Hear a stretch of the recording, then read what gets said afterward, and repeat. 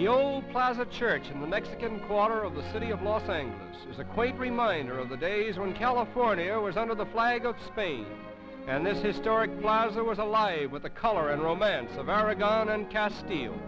For it was here, upon this hallowed ground, that the governor of Spanish California unsheathed his sword and stuck its point into the earth and said, "Here, in the name of God and our sovereign king, we will found the Pueblo of Our Lady, Queen of the Angels." That was over a century and a half ago, but even today, there is restored within the confines of this old plaza a tiny thoroughfare known as Alvaro Street, where one may witness something of the color and romance of Los Angeles, as it was in the heyday of its career, under the flags of Spain and Mexico.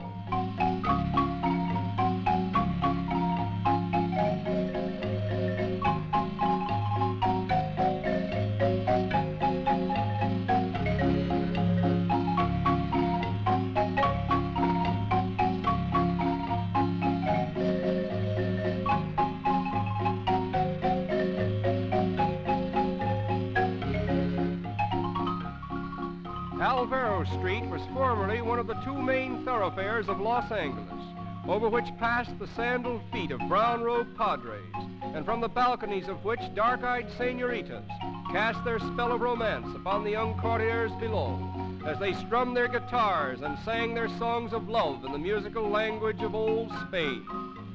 In interesting contrast to this romantic little lane of colorful yesterdays, we behold the great modern city of Los Angeles, one of the fastest-growing cities in the world. In less than half a century, the population of this young metropolis and its associated communities comprising Los Angeles County has increased from 50,000 to about 2.25 million of inhabitants. So that today, the formerly obscure little Mexican pueblo has become the 5th largest city in the United States. Wilshire Boulevard is a fine example of the many grand boulevards that reach out from the heart of Los Angeles, like the arms of a gigantic octopus, embracing numerous suburbs such as Pasadena and Hollywood, which have grown so rapidly that they too have become cities by their own right within the tremendous county of Los Angeles.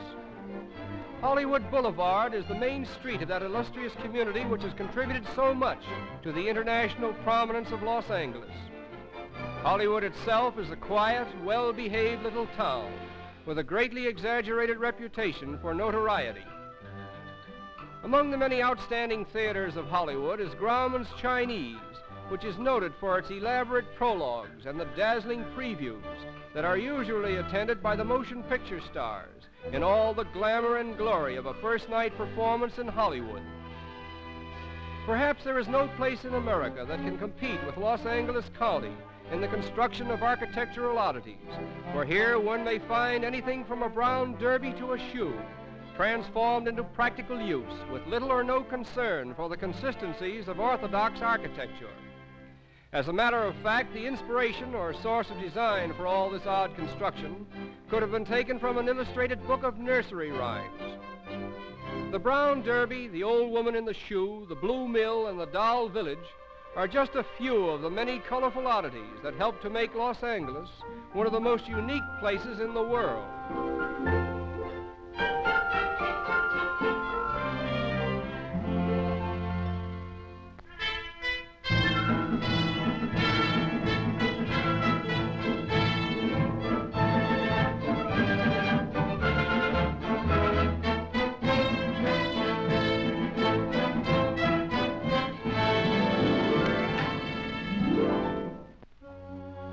On the green lawns of the Hollywood potteries, we are fascinated by a colorful array of pottery, fine examples of an art that seems to add another chapter to the nursery of fanciful things that one is apt to see in this fanciful realm. And this is only natural, for there is no place in the world that dwells in a realm of fancy comparable to that of Hollywood, the land of make-believe. Here in the mighty mansions of Cinemaland, under such familiar trade names as Paramount, RKO, Fox, Universal, Warner Brothers, Columbia, United Artists, and Metro-Goldwyn-Mayer, a vast majority of the world's motion pictures are produced. Beyond this imposing entrance to the Metro-Goldwyn-Mayer studios on a quiet Sunday afternoon, we are afforded the opportunity of seeing something of the tremendous architectural range that is covered by the production of motion pictures. For here, within a comparatively small area, one may find a replica of practically every style of architecture known to man. A tour of movie land is virtually a tour of the world. And while we're on the subject of motion pictures, it is fitting that high tribute should be paid to an industry that dedicates itself to the entertainment and enlightenment of mankind. For through its international medium, the motion picture screen,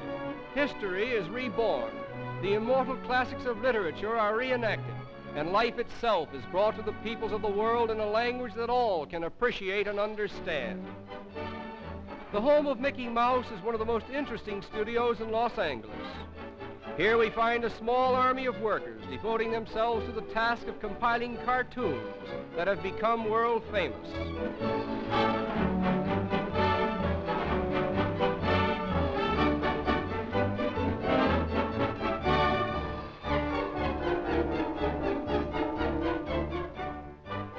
And behind all this is the genius of the master who created Mickey Mouse, the Three Little Pigs, the Big Bad Wolf, and a host of other cartoon characters, the incomparable Walt Disney himself.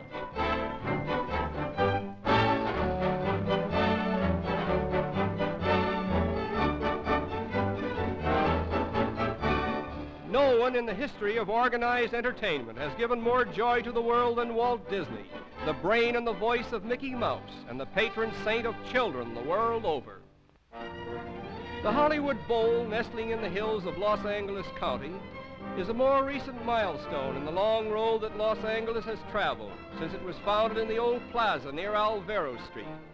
For nothing determines the progress of a community so much as the development of its cultural arts, and it has been the good fortune of Los Angeles County to have concentrated within its boundaries a large proportion of the best that America has to offer in this respect.